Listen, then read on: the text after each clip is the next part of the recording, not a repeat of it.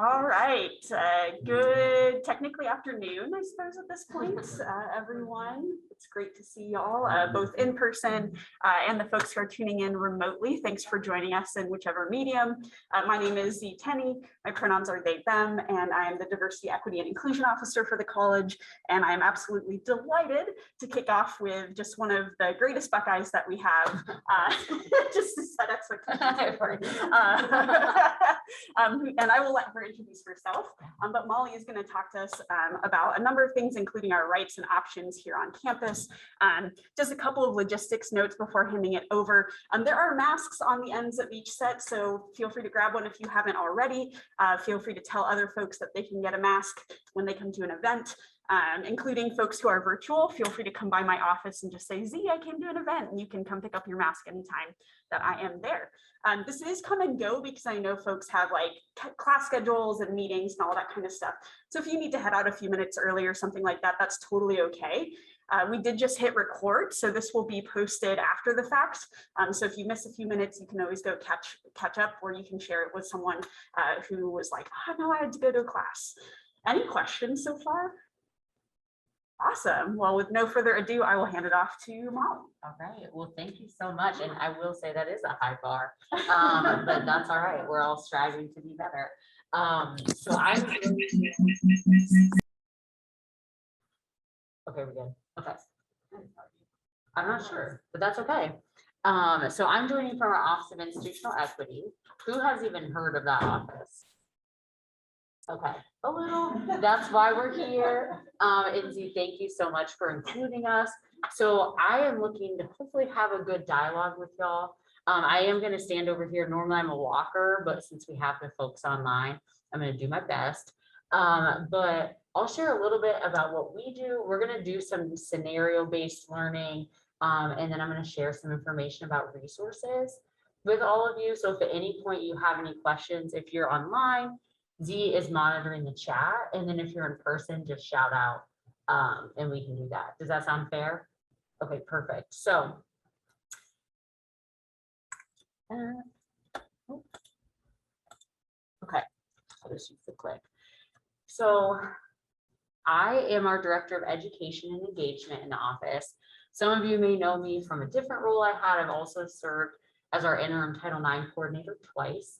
For the university. So I am happy to be here and working with you all. And my pronouns are she, her.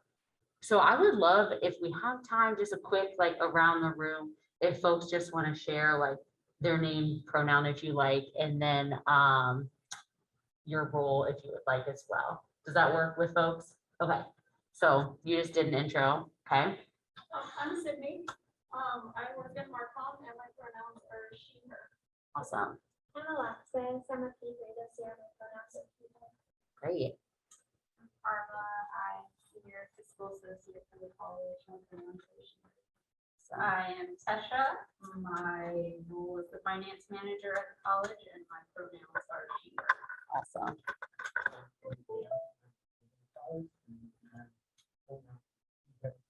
Great. I'm the DEI committee of the college. Great. I'm a faculty member in science and I'll be assisting outreach and engagement. Awesome. Well, thank you all. I don't know if the folks online feel comfortable unmuting and giving a quick intro, feel free to do that. If not, I'll just look in the chat and you can type it in. Give them 1 second.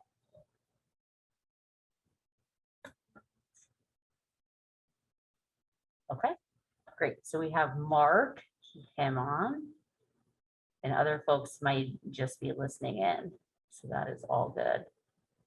All right. Oh, okay, here they come. All right, so we have Liz and Abel. Okay, we have Liz, Jessica, Madison, who's P1, Emily. All right, well, thank you all for being here. All right, so with that, let's go ahead and kick it off. Sorry. All right, so here's a little bit about what we expect. we're really looking for a community where everyone strives to be a better Buckeye and treat one another with dignity and respect. So I bolded be a better Buckeye because we can really be a better version of who we are each day. When you know better, you do better. And so I'm hoping that throughout this presentation, we can just talk about ways to treat one another with more dignity and respect, along with how we treat ourselves. I also want to note, we will talk a little bit about how to prevent and respond to forms of harassment, discrimination, and sexual misconduct. And even though that's what our office focuses on, we want to make sure that everyone can do their part each day. I also want to acknowledge that you may need to step out at some point. These are heavy topics. And so as Dee said, if you need to hop out at any point, please go ahead and take care of yourselves however you need to. So with that, what do you expect from one another, the College of Pharmacy, your peers? So I told you a little bit about what we expect. What do you expect from one another?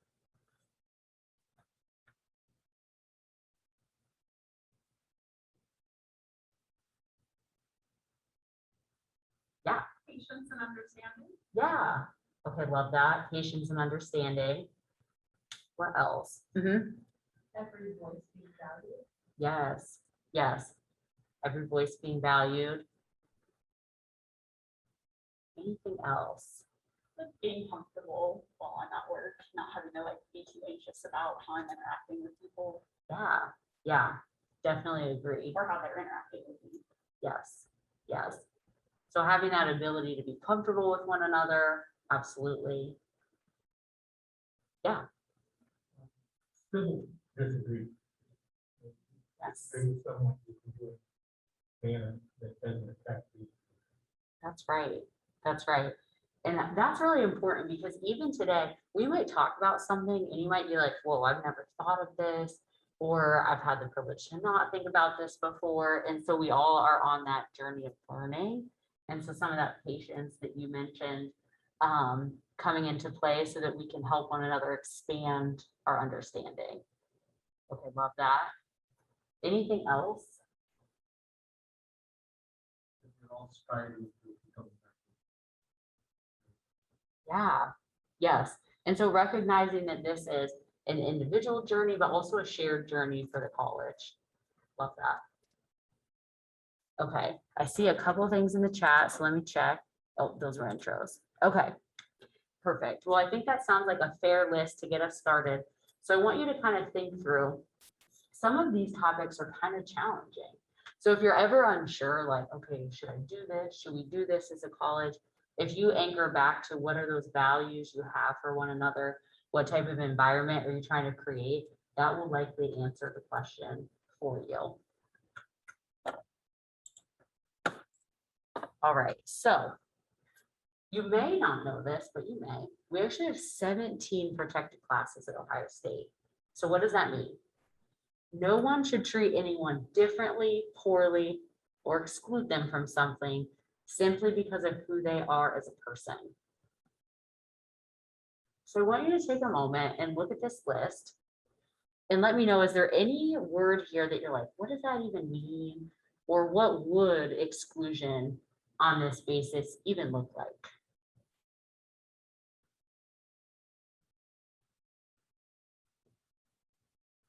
Yeah. What's the deal with genetic information? Okay, good. If no one asks about that, I'm like, you're probably not reading. So I appreciate that. Okay, so here's what this would look like.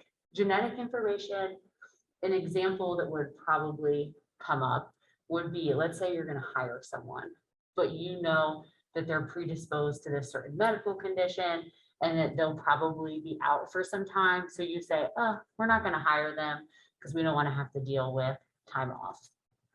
Well, one, that's illegal. And two, that doesn't give someone that opportunity, and they might be a really good fit for that role. The chances you know someone's genetic information is probably slim, but you might. And so we like to just include that. Good question. Yeah. Oh, ancestry. Okay, good. So you might be like, huh, what are the definitions of these? Good question. We actually are going to put out a definitions page for all of these words when the new policy comes out in January. But ancestry is essentially your family lineage, where you come from, and then what might be tied to that. So it could be the same as national origin or ethnicity, but it could be different depending on your specific situation. So it's really about that family lineage or historically descendants. I understood the meaning of somebody talking about national origin is already there. Oh, yeah. Most of the time, you don't know that to see anything. Yes, yes. So you're right. Sometimes people don't know these parts of who someone are, but sometimes they may. So this one we've only seen come up once. I'll just be transparent about that. Normally it will fall in other areas, but it could come up.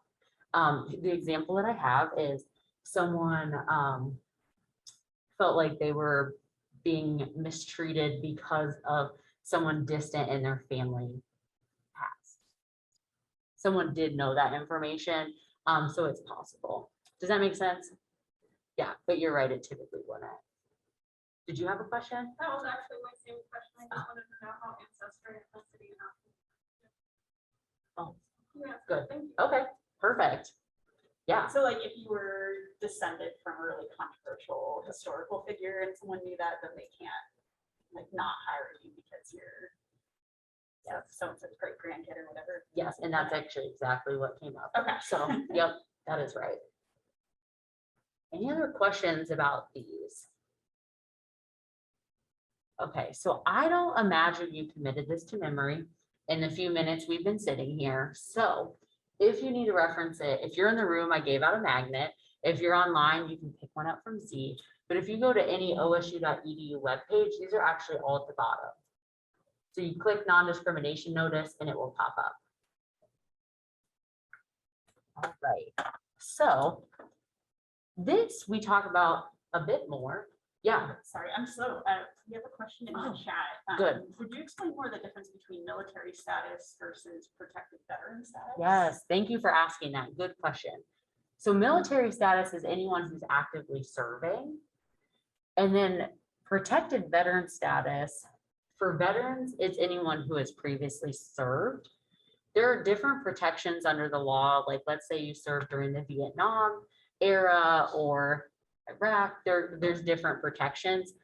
But we realize this is confusing, so we're actually removing the word protected in the next iteration. So you can just assume it's all veterans. We're trying to make that clear. Good question. Thank you for raising that. So one of the forms of harassment and discrimination is sexual misconduct. So this is based on sex and gender.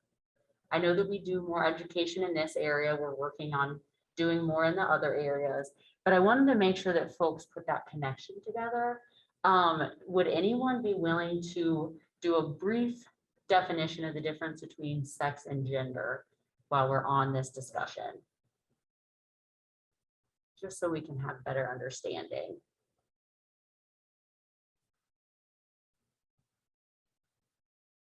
Anyone? I got time to think about that. Perfect. So my understanding is that sex we would typically talk about as being about like physical and genetic characteristics that you're born with. Yep. That gender is your sense of self and Yeah. how you want to express yourself to others. Yep, that's perfect. And it's important to know that Ohio State both are protected. So I know that there's been different happenings at the national level recently, but it's really important at Ohio State that we have protected gender and we will continue to protect gender. And so I just wanted to make sure that was very, very clear. But sexual misconduct is often mistreating someone because of their sex or their gender. And so that includes sexual assault, harassment, exploitation, relationship violence, and stalking. I also put prohibited relationships up here. That's like a whole nother education session, but it's important to know if someone has power over someone else, that they're not engaging in sexual romantic relationships, because we want to make sure no one feels forced to stay in a relationship or like they're being coerced or forced to say yes in an instance where there's not equal power. Okay, so I like to always start with those two slides because it kind of sets the scene for what we're talking about so that we have a little bit of a baseline discussion here. I did want to share a few stats just so that everyone knows like, well, what is happening on our campus? These are our sexual misconduct numbers. And it's important to know that when we put these percentages up, these are people. These are thousands of people who are impacted, our fellow Buckeyes. Red is undergraduate females, blue is undergraduate males, and green stands for transgender, gender nonconforming, queer, none or other. And you can see that the TGQN number is almost always higher than the other two. And then females are often what we focus some of these discussions on, but it's really important to acknowledge that all people can experience this type of harm. And even though our male numbers are lower, we do have men who are impacted. And so we need to create a space where men can come forward and talk about this if it does happen. So these are our undergraduate numbers. I have graduate numbers here as well. I wish I had faculty and staff information, and I also wish I had non-sexual misconduct information, but we don't have it at a larger scale. We are working on a campus-wide survey, but more to come on that. So if I had it, I would give it to you, but I do not. So here's my question for you. Now that we've done a very, very brief intro of like what the protected classes are, what harassment, discrimination, sexual misconduct is, why is it important for you all and the College of Pharmacy to create an environment that's free from this type of misconduct? Any thoughts? Not a trick question. Very legit. Yes.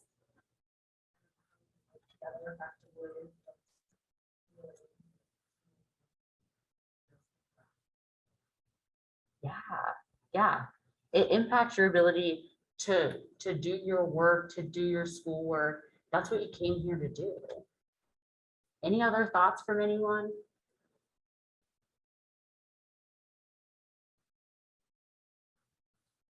I think what you said kind of sums it up. So all good with that. But again, we just want you to be as safe as possible when you're here and do what you came here to do. So we want you to be able to thrive.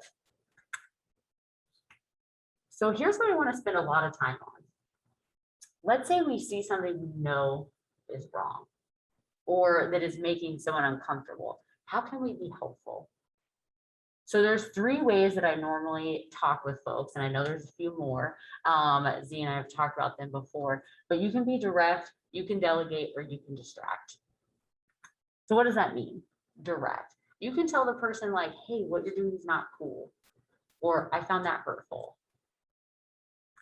You could distract, you could change the conversation, you could just divert people's attention away. The goal is to always stop the harm in that moment.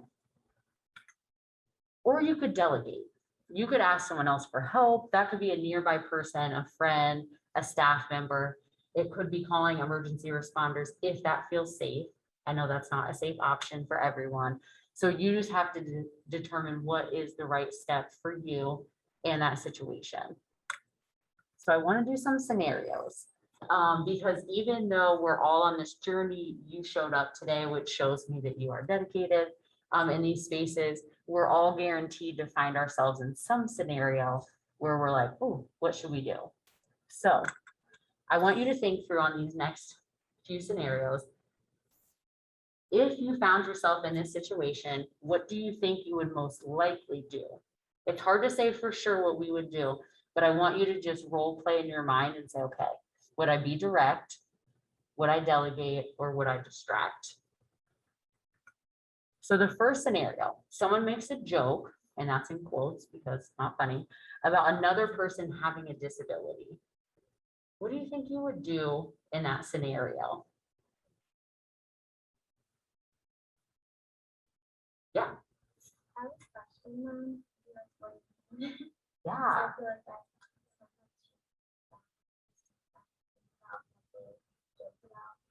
Yes, that's perfect. Simply asking, I can't help myself as being back on campus, but these are just like portable chargers. But that's important. You can just ask that question, and that's simple enough to hopefully put in their mind where they have to think about like, why did I say that? Why did I think it's funny? Okay, I love that. Would someone do anything differently? And if you're online, you can throw it in the chat or simply unmute if that works. I think maybe if the person who had the disability was there, you'd be asking if they were. Yes, yes. So checking in with the person. So you might think like, oh, harmful or this or that, but if the person who's potentially harmed is right there, checking in with them is always a good solution. Okay, any other thoughts on this one? We do have two folks in the chat. Oh, who both yes. Say that they would be direct in addressing it. Oh, good. Okay, thank you so much. I can't hand you a charger via online, but I can leave some with Z so you can pick them up. Okay. So next scenario. You hear a staff member call someone by a racial slur. What do you think you would do in this scenario?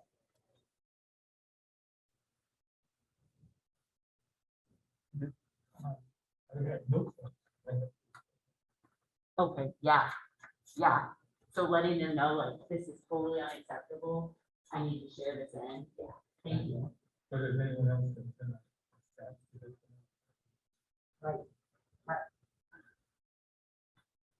Any other thoughts from someone about what they might do? I agree with the direct approach, like that is unacceptable and I need to share that on.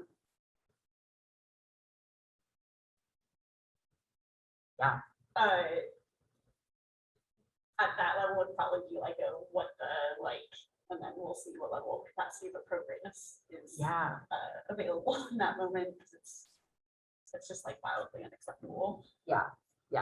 And I agree, because sometimes you might check in with someone and they're like, oh my, I can't believe I just said that. I am sorry. I recognize it's wrong. Or you might be dealing with someone who's like, not a big deal. What I said was fine. And those are very different conversations to follow up on. So all these scenarios, it depends on who you are, what your comfort level is with the subject, and also who the other person is, what your relationship is to them, and how you might feel best in moving forward. Totally agree. Okay. Let's try this next one. A faculty member refuses to use someone's correct pronouns. What do you think you would do in this situation? Yeah. I would have to do a little bit of benefit without the person first, just to be sure that they didn't meet. Sometimes the person first time experiencing something like that. So instead of interpreting that as a insult to the person, I would just have a conversation with that person. Right away. Correct pronouns, see how that person responds. Yeah. The person said, I'm really so sorry for doing that. I just feel like it wouldn't be that would be the end of it. If it is more serious, the person will responding for. Totally agree. If you check in with the person, it could be as simple as saying, hey, I'm not sure if you realize the appropriate pronouns are, and let them know. And then it depends on their response from there. If someone continues to refuse, that would be something we would want you to hopefully elevate. And so we can talk about what those different options are. You could elevate within the department, and if someone else could talk to them, that is great if they rectify behavior, but it's also something that our office is willing to help do. And I can tell you more about what that looks like when we intervene. Would anyone do anything differently on this one? Yeah. I have a suggestion in the chat. Oh, good. Of a real life of someone having had a side conversation with the person and asking why they weren't using the correct pronouns. And then after explaining how important it is for the other person, they realized it was important and they just changed. Oh, nice. Well, that's awesome. Well, thank you to the person who shared that and took responsibility in that way to help that person understand the why. And that's important to know. Some folks really just don't know, and that's not an excuse, but if we educate, and then that gives them the opportunity to change, that is great. If someone continues to refuse, then we can talk through other options, but thank you for doing that. All right, next scenario. You hear a student tell their partner, if they don't do XYZ, fill in the blank, they will out them and share their sexual orientation with others.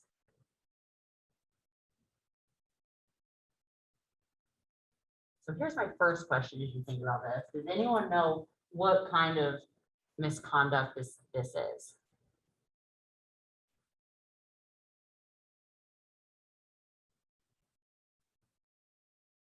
Okay. This is what we would consider relationship violence.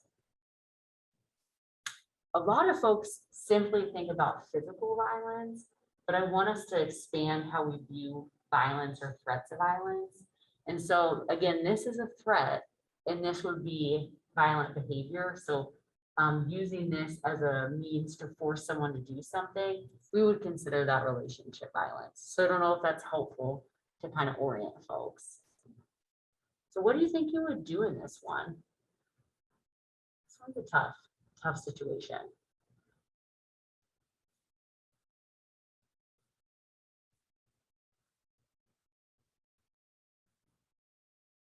I don't know if this is comforting to anyone, but there's really no wrong answer here, as long as you try to do something to stop harm. So I just want you to know. Okay, I appreciate that. Yeah. So if you really are like, oh snap, I do not know what to do, that's why we're here. We want to help through these situations. Okay, yeah. So you can definitely contact us. Would anyone do anything differently? Yeah.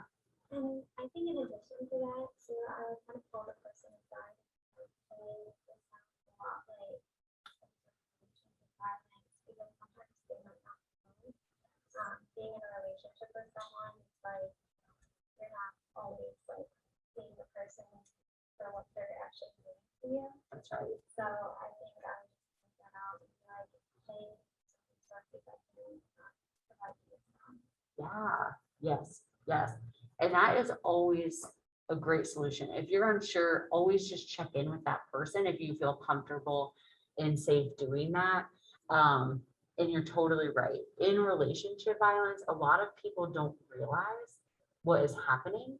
And so it can be helpful to have someone acknowledge that behavior or help them start to have that conversation. So thank you. All right. Any other thoughts or even questions on this one? This assumes that this is happening on campus. Unfortunately, all of the scenarios have happened. Yes, yes. I mean, I changed things and took out specific facts, but yeah, if it's up here, that means it has happened. We're also seeing a lot of folks, whether it's students or employees, if they're in relationships, saying things like, if you break up with me, I'm going to harm myself. Even if it's a threat to your own self, that makes that person feel like they have to stay in that unhealthy relationship. And so these are things that if you can listen for them, you might be able to help that person recognize like, hey, there's some resources and you deserve to be treated better than this. And we can help that person who's making threats of self-harm. So that is something that we're seeing more and more of. So I just want to put the idea out there for you to listen in for that. Okay. Next scenario. Someone touches a Black colleague's hair and comments on the texture. What do you think about this one? I see some people's faces are looking very distressed, which I actually appreciate, that people are made uncomfortable by this scenario. What do you think?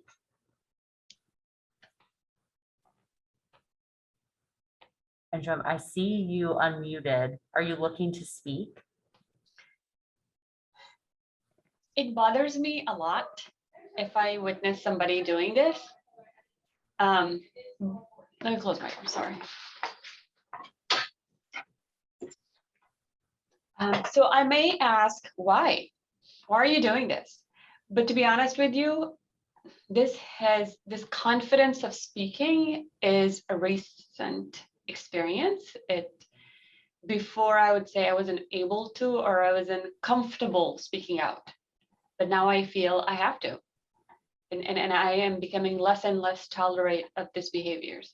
So behaviors like this. So I would say, why? I'm interested. Thank you. Offended, quite offended. Yeah, and thank you for speaking out. You bring up a good point. Depending on our lived experiences, our own identity, sometimes speaking up can be more challenging. But as we get more comfortable, thank you for using your voice in that way. Yeah. Tiffany, I saw you on mute. Were you looking to share? Yeah, I wanted to thank you for actually having that scenario in this training, because that's a tough one. And I'm really glad that you brought attention to it, because personally speaking, it makes me feel like I'm a pet. Mm-hmm. Yeah. Thank you, Tiffany, for sharing that. And thank you for sharing how it makes you feel when people do this behavior. I remain just floored at how many times this happens on our campus. The reason that I put this scenario in, and thank you, Tiffany, is because I don't know if y'all saw Columbus recently passed a protection that makes it clear that hair is protected under race. So remember the list I put up, and it said race, color, national origin. Well, hair is actually part of someone's race. And so it's important that we note that that characteristic is not something for other people to feel like they can just touch. It's a part of that person's body. The same way you would ask for consent to touch another part of someone's body, you would want to check in on that. So yeah, this one, I'm not sure what we've missed, but that's why I want to put this in here, because I think a lot of folks have realized like, whoa, I've done this, or this has happened to me. And so I'm glad we're able to chat through it. But does anyone have any questions on this one or other thoughts?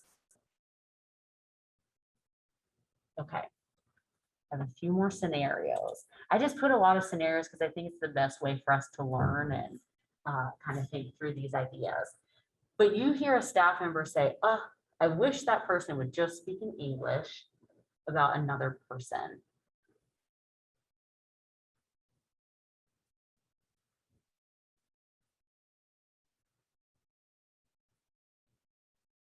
Yeah. I might say something like, oh, really? I'm just impressed that they, know more than one language, much less that they're like doing pharmacy in 2 languages. Yes, I love that because it pays that person a compliment. Learning to speak 2 languages is actually very hard. And so acknowledging like that person is really smart and very talented. So, okay, I love that. Thank you. What else might people do in this scenario?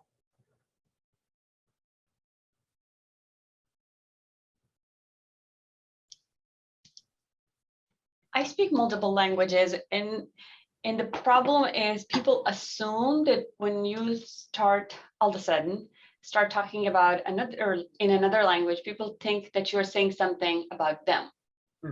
So they try to stare at you, and I think sometimes it's just,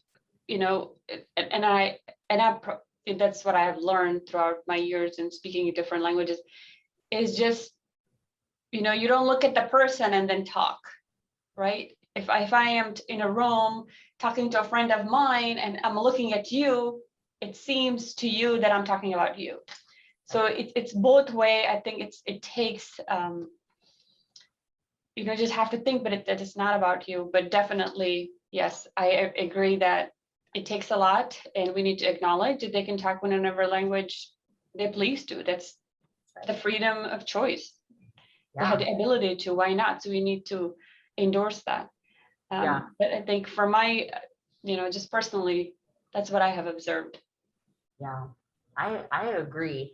And so if that person or you as the intervener can say like, what's making you say that? A lot of people feel like, oh, am I being talked about?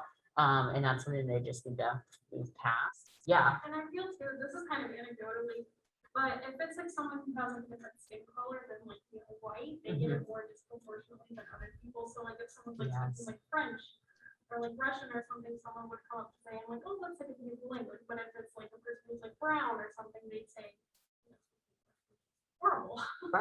right. And so recognizing like what else might be at play there. And so there could be some of those other meanings behind what the person is saying. So checking in. Yeah. And I always think it's helpful, one, to acknowledge like, hey, this other person is actually really talented, to kind of check the behavior. But you could also ask the person like, hey, can you share why you're saying that? Depending on the scenario, maybe there's just a true language barrier happening. I'm not sure. This tends to happen more in our med center, but I don't know. It could happen here. And so if there really is a need for some type of translation or interpreting services, we actually can provide that.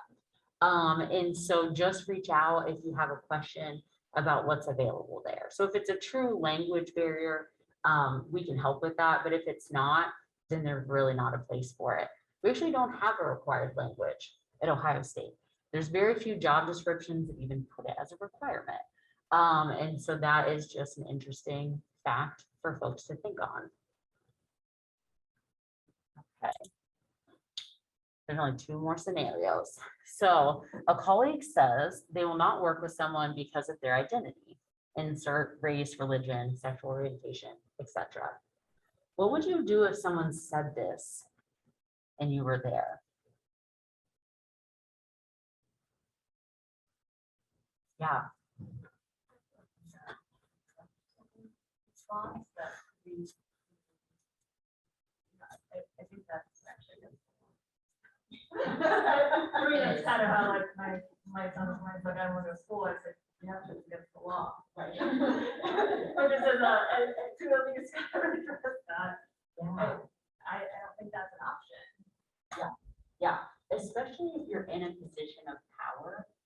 So I know we have property, we have team here. And so if you hear that, being direct in that moment to just shut that down is the best response if you're able to. You could also pull that person aside and say like, hey, not only is that not upholding our values that we have here in the college, that's also illegal.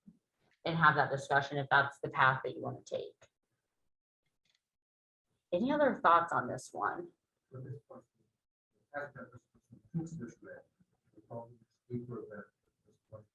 Yeah.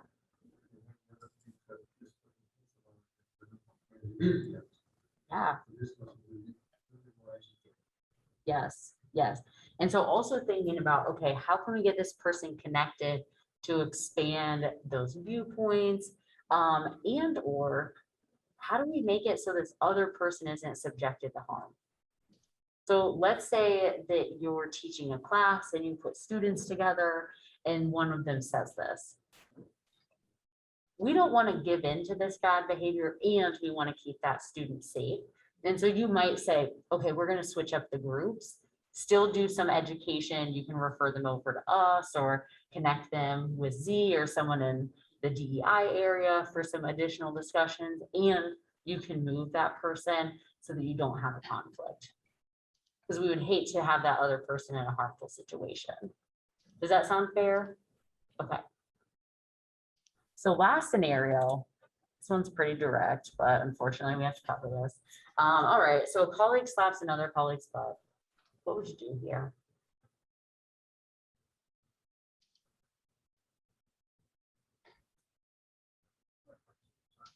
Okay, so report it immediately. Okay, good. I appreciate that. I knew this person. But I have that conversation first. Yeah. You like what to do. Yes. You have to go to tell you.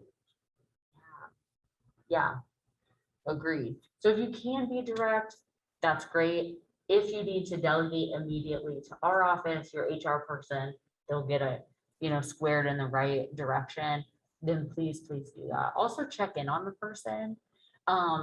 People respond differently to this.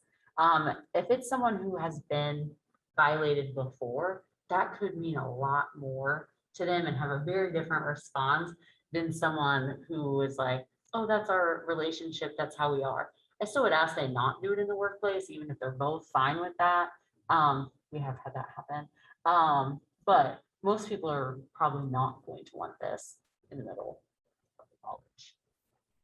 I'd probably also like get between the two people physically. Yeah. Especially if it's like pretty clear that the one person is uncomfortable and maybe say something initially like, whoa, this is not a football game or something like that. Right. To try to like figure out like what's going on. Yeah. And so depending on the dynamics there, yeah, you might need to get in the middle there, especially if it's two people or, you have more power in the situation, that could be helpful. Definitely. So here's my question to kind of wrap up the scenarios. What's the impact of not intervening?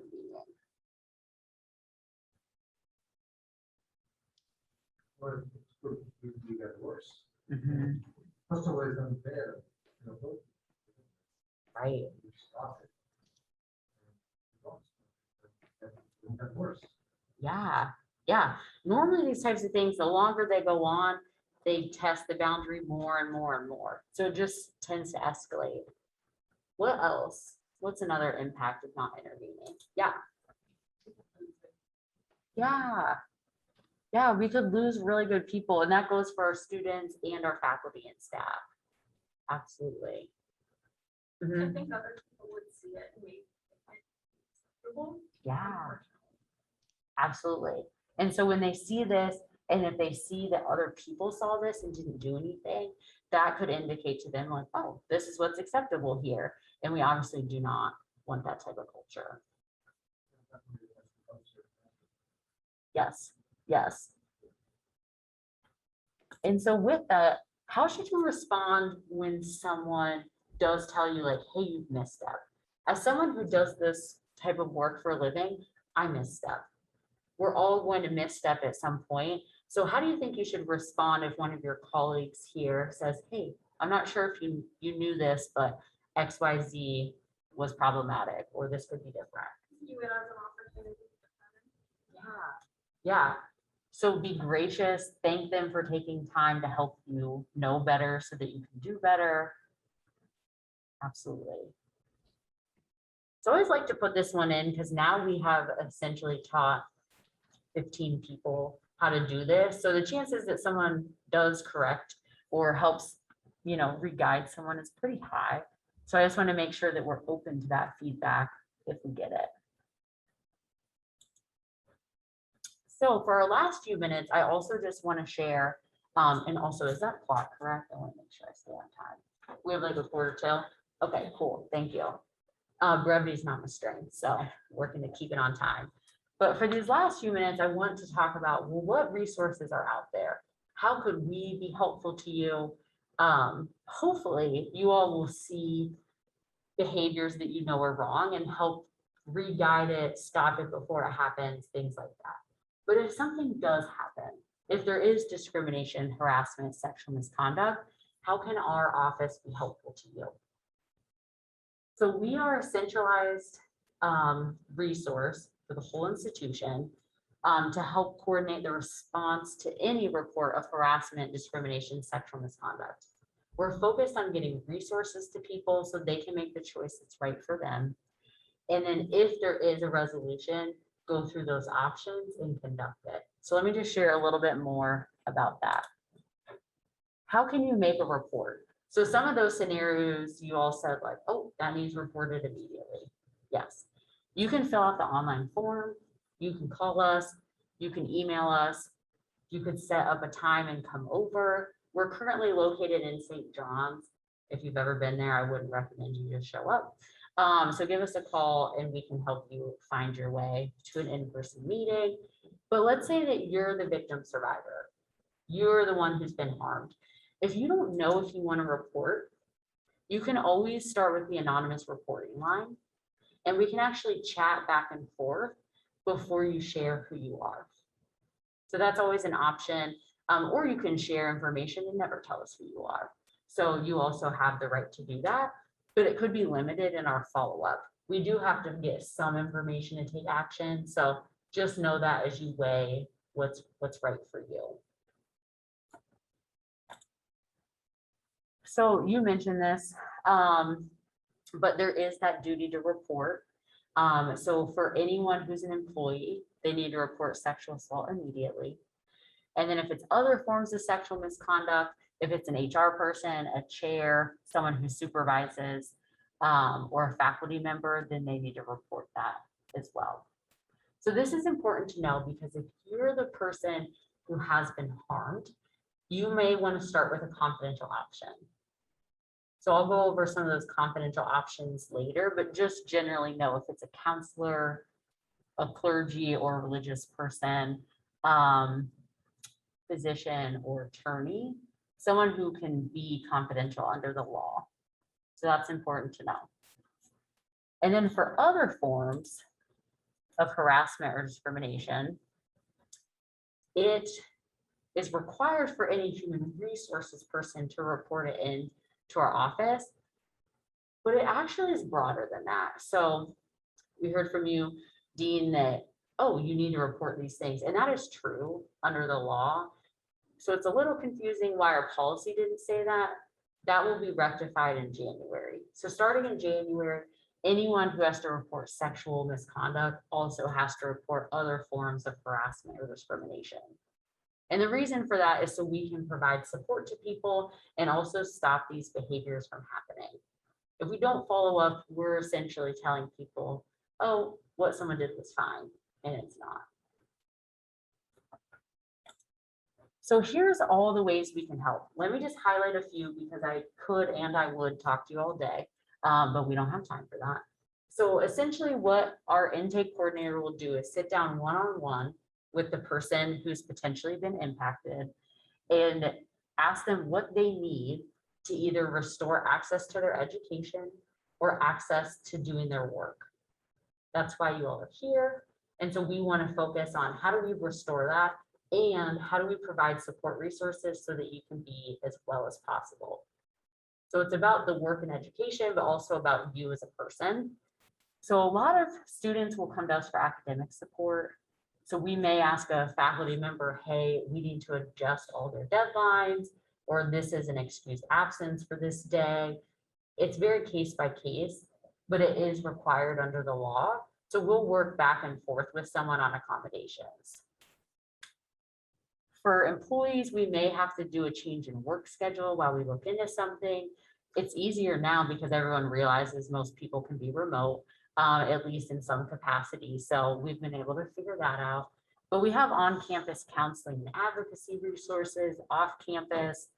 We can do no contact directives. That's just where one person is not to communicate with another person. We have had graduate classes of 3 people and 2 of them have no contacts. Challenging, but doable. So we would work through that situation with each person. My point here is there's a lot of things we can do to be helpful, but we actually have to talk to you. So if you need something or someone else in your life needs something, if they could just connect with that intake coordinator, they can devise a plan to help that person. And then finally, for resolutions, depending on what the person is looking for and what type of behavior, there's some different options. Most people tend to think of investigations, and that is an option. That requires what we call a formal complaint. So if you come forward and you want an investigation, or we deem like, hey, we've seen this before from this person, we need to move forward, we would put everyone on notice. So we would never do something without letting the person know, like, hey, we're going to move this forward. An informal resolution is new this year. And so that's more of like a mediation shuttle negotiation is what it's called. And that's where both parties would agree on an outcome together. And we have trained people to facilitate that. But we also have other resolutions. Let's say the example we talked about for pronouns, where you said, hey, I would just talk to that person. Some people don't feel like they can have that discussion. So they simply call our office and say, hey, can you talk to so-and-so? And we will do that. So it's literally me. So I call them, or we sit down, I come to their office, and we just say like, hey, here's why this is important. Here's why we're asking you to change this behavior. We're not investigating it. I just need to see this person treated differently. We did 115 of those discussions last year across campus, and they all seem to go pretty well. They're really coming from a place of care to help people be better versions of who they are. So this is a pretty popular option, if that's helpful to know. And then we always remind people about retaliation. Everyone has the right to come forward and seek support in this way, or look at different resolution options. And so we just ask that people not mistreat people for exercising those rights. So we remind everyone who interacts with our office of this.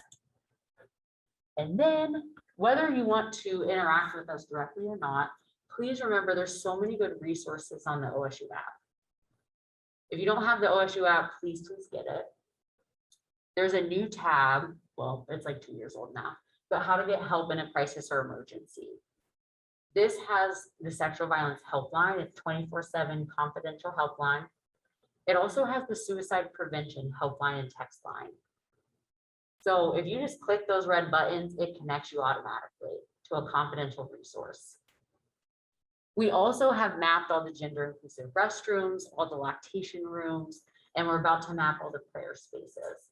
So that way we can be proactive in telling people, hey, here are spaces you might need to show up as your whole self. There's a lot more, but this is just what I want to highlight in the app. So again, if you go check it out, good stuff there.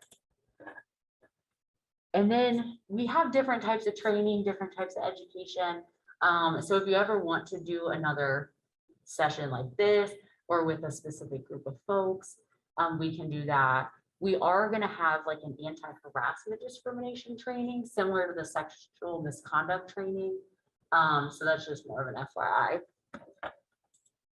And then are there any questions, anything that anyone wants to share around these topics as we come near the end of our time? Also, for the online folks, you can pop in the chat or unmute. I have a question that I get occasionally, which is, what if I'm a survivor of some of these things and doing the required training is like really triggering? Like, what should I do? Yeah, good question.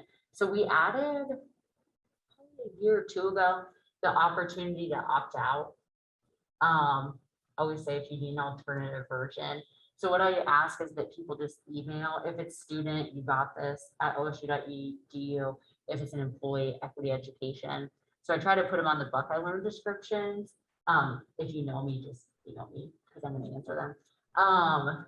But essentially just say, you don't have to give a reason why. So you can just say like, hey, I'm triggered by the content. If someone wants to share and wants other resources, by all means, they can say I'm a survivor, but I'll give them an alternative. Does that help? Yes. Okay, and I am gonna hopefully put that in the relaunch email because a lot of people don't read the Buckeye Learn descriptions. Guilty. So hopefully that'll get the word out. Any other questions or thoughts from folks? Okay. Well, I know these are heavy topics.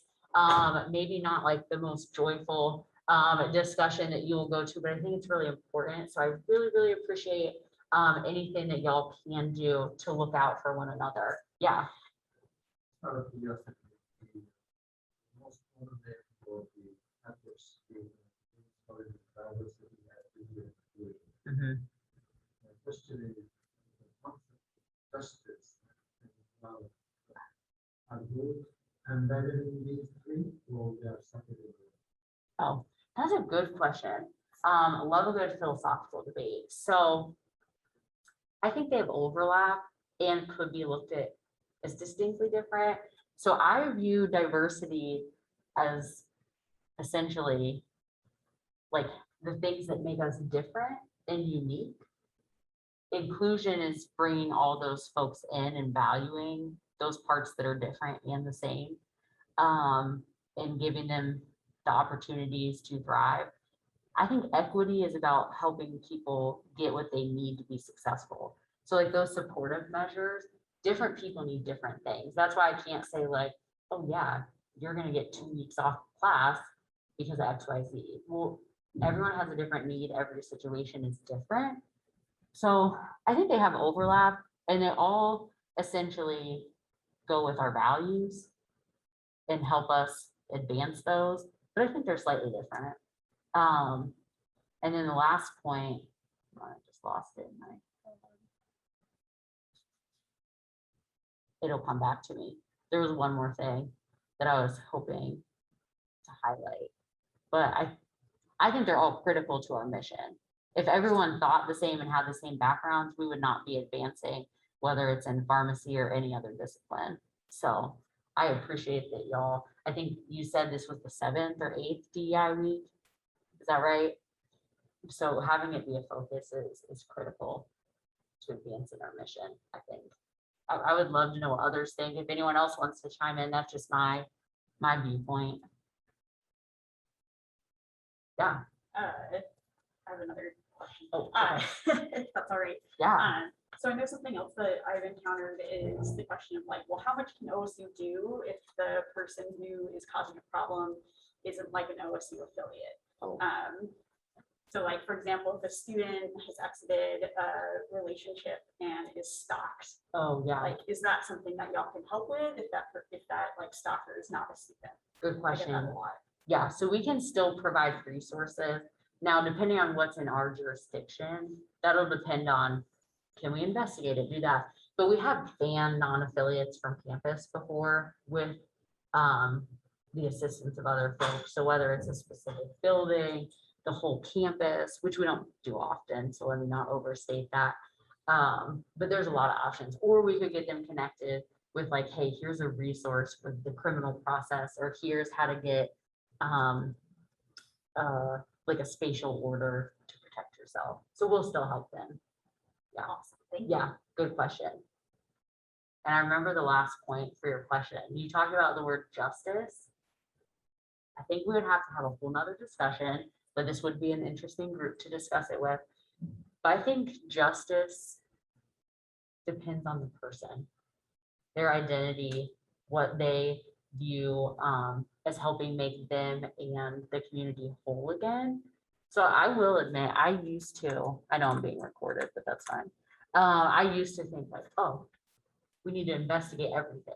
But a lot of folks come and say, I just want you to talk to the person. Originally, that was a little hard for me to grapple with.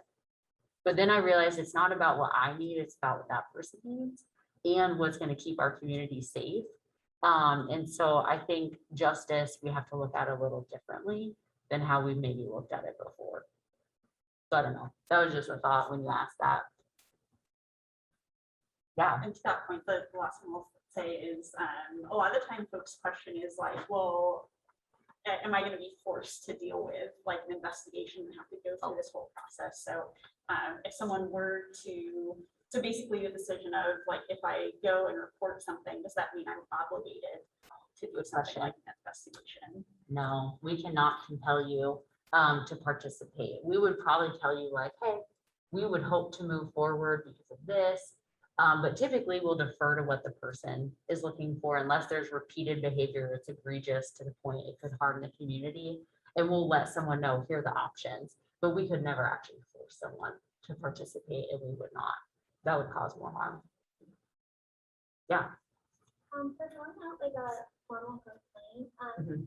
how would you do that if you don't necessarily know the person is like harassing someone else, or if you're a bystander, you're not sure if the two parties themselves are just overhear something?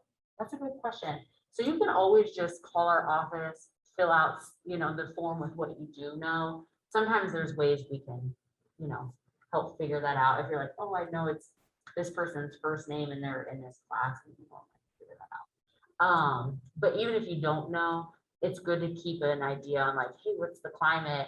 And then if we're like, hey, we've gotten like 4 reports about this, we might go to a dean or a chair and say, hey, let's just do some education so that we can start to address this. So sometimes that'll help. Does that make sense? Yeah. I think that. Okay, yeah, for sure. All right, anything else from anyone? Well, I really appreciate everyone's time. I hope some of this information was helpful. If you have a more personal question, I'll stick around, but if you ever need anything, please just reach out. We want to be helpful to you and hopefully equip you with some skills so that we can proactively create a better community. But I appreciate the good participation and thanks to everyone online as well. All right.